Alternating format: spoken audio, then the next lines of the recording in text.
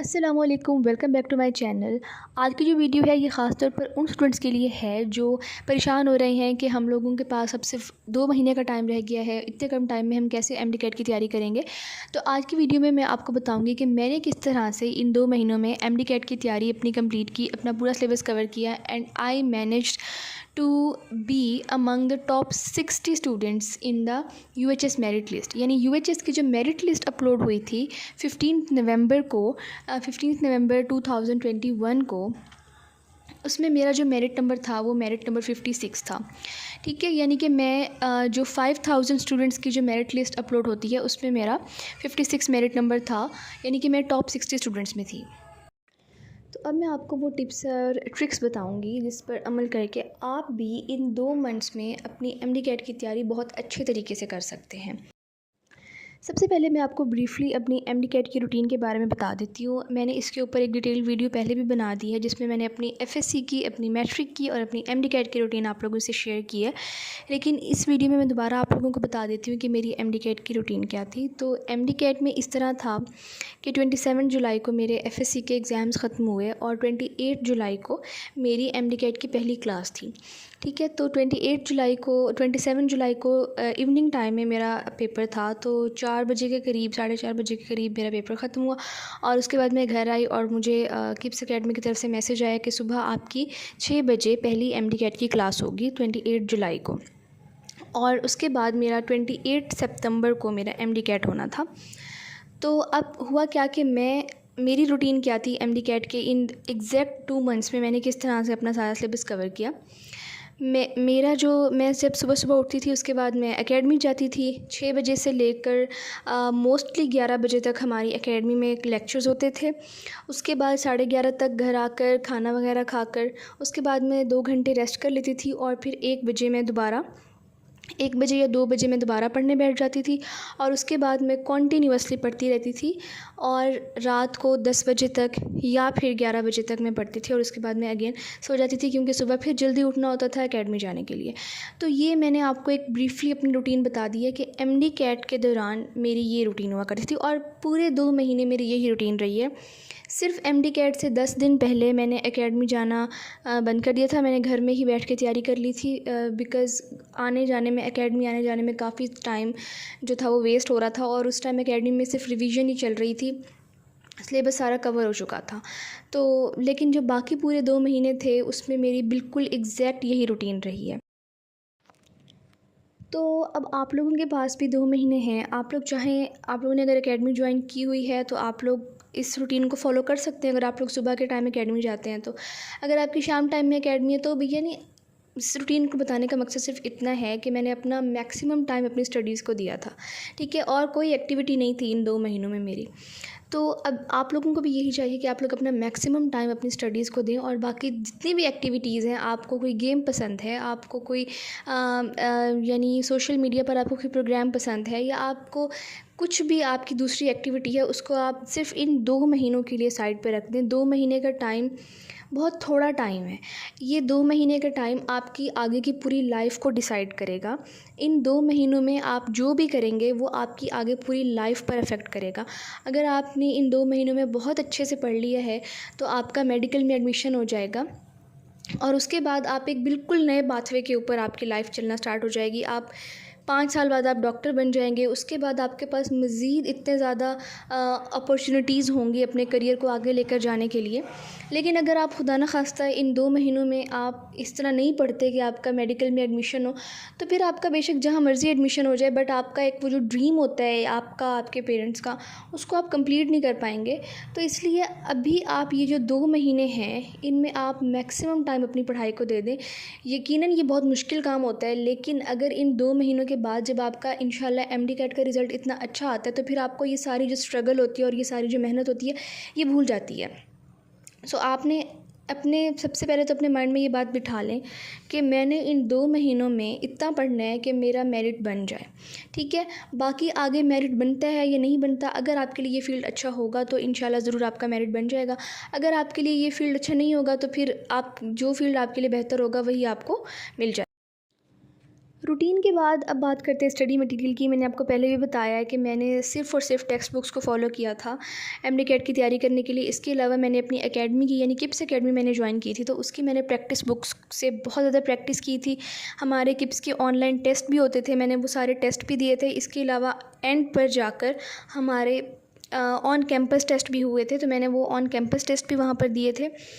उसके बाद मैंने बाकी सोर्सेज से भी तैयारी की थी, यानी मुझे ना एमडी कैट से रिलेटेड कोई भी मटेरियल मिल जाता था जिससे मेरी प्रैक्टिस हो सकती थी। किसी भी एकेडमी का मुझे टेस्ट मिल जाता था फ़ेसबुक पर या फिर यूट्यूब से या फिर कहीं से भी मुझे कोई भी मटेरियल मिल जाता था जो कि मुझे एमडी कैट में हेल्प आउट कर सकता था, तो मैं उसको फ़ौरन डाउनलोड करके उससे प्रैक्टिस कर लेती थी। तो आप लोगों की भी यही अप्रोच होनी चाहिए। आप लोग अगर फ़ेसबुक यूज़ करें तो सिर्फ इस काम के लिए यूज़ करें कि आपको एमडी कैट में हेल्प आउट करें। यूट्यूब अगर यूज़ करें तो सिर्फ इस काम के लिए यूज़ करें कि आपको एमडी कैट में हेल्प आउट करें। तो आपको भी एमडी कैट से रिलेटेड कोई भी इन्फॉर्मेशन मिलती है, कहीं से भी आपको स्टडी मटेरियल मिलता है, आप उसको लेकर अपने लिए उसको हेल्पफुल बनाएं, उसको यूटिलाइज़ करने की कोशिश करें। नेक्स्ट चीज़ आती है, आपने अपने आप को दूसरों के साथ कंपेयर नहीं करना। शुरू में जब मैं एमडी कैट की तैयारी कर रही थी तो हमारी क्लास में बहुत सारे स्टूडेंट्स ऐसे थे जो टीचर के क्वेश्चन का फ़ौरन से रिप्लाई कर देते थे, फ़ौरन से जवाब दे देते थे क्लास में जब भी सर कोई क्वेश्चन पूछते थे। तो मुझे ऐसा लगता था कि इनकी बहुत अच्छी तैयारी है और मेरी कोई तैयारी नहीं है, और मुझे बिल्कुल यकीन हो गया था कि भाई एडमिशन तो इन्हीं का ही होना है, मेरा तो एडमिशन होगा ही नहीं, क्योंकि मुझे तो कुछ आता ही नहीं है, मेरी तो कोई तैयारी ही नहीं है। लेकिन बिलीव मी, जब आप अपने आप को दूसरों से कंपेयर करेंगे ना तो हमेशा आपको ऐसे लगेगा कि आपको कुछ नहीं आता और दूसरे बच्चों को सब कुछ आता है। तो फिर थोड़े दिनों बाद फिर मुझे ये पता चला कि ख़ुद को दूसरों से कंपेयर नहीं करना चाहिए। आप जिस तरह तैयारी कर रहे हैं, जिस हिसाब से आप तैयारी कर रहे हैं, वही बेस्ट तरीका है। और फिर मैंने ख़ुद को दूसरों से कंपेयर करना छोड़ दिया, तो इससे काफ़ी आपकी जो मुश्किलात होती हैं वो हल हो जाती हैं। आपकी मेंटल हेल्थ जो है वो, अगर आप ख़ुद को दूसरों से कंपेयर कर रहे हैं तो आपकी मेंटल हेल्थ बहुत कॉम्प्रोमाइज़ हो रही होती है। तो अगर आप लोग अपनी मेंटल हेल्थ को मेंटेन रखना चाहते हैं, जो कि बहुत इंपॉर्टेंट काम है ड्यूरिंग एमडी कैट प्रिपरेशन, तो प्लीज़ आप अपने आप को दूसरों के साथ कंपेयर करना छोड़ दें। अपने फ्रेंड से ये प्लीज़ ये मत पूछें कि तुमने कितना सिलेबस कवर कर लिया है, या तुम्हारी कितनी तैयारी हो गई है, या तुम्हें कितना ज़्यादा आता है, तुम्हारे कितने कॉन्सेप्ट्स हैं वगैरह वगैरह इस तरह। या फिर उनसे टेस्ट के मार्क्स पूछना कि तुम्हारे टेस्ट में कितने मार्क्स आए, तुम्हारे कितने एमसीक्यूज़ गलत हुए। इस चीज़ की टेंशन लेना बंद कर दें। बहुत सारे मैंने ऐसे स्टूडेंट्स भी देखे हैं जिनके एकेडमी में बहुत अच्छे मार्क्स आते हैं लेकिन एमडी कैट में उनके मार्क्स अच्छे नहीं आते, और बहुत सारे ऐसे स्टूडेंट्स मैंने देखे हैं जिनके एकेडमी में कई एमसीक्यूज़ गलत होते थे। मतलब इवन 15 to 20 से 30 एमसीक्यूज़ भी उनके शुरू में गलत हो रहे होते थे और वो इजीली एमडी कैट क्लियर कर जाते हैं। तो एमडी कैट जो होता है वो आपके एकेडमी के टेस्ट से बहुत डिफरेंट होता है। बहुत सारे स्टूडेंट्स कमेंट में कह रहे थे कि हमारे बहुत सारे एमसीक्यूज़ गलत हो जाते हैं, एमसीक्यूज़ एकेडमी वाले बहुत मुश्किल एमसीक्यूज़ करवाते हैं, हमसे नहीं सॉल्व हो रहे हैं।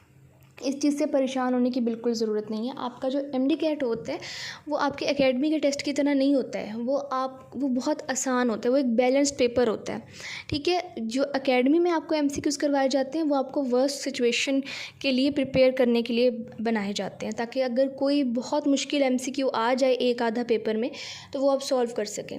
एकेडमी का ये, अगर एकेडमी वाले आपको आसान एमसीक्यूज़ देंगे तो फिर एकेडमी जाने का मकसद तो ख़त्म हो गया ना, वो तो आप घर बैठ के भी कर सकते हैं।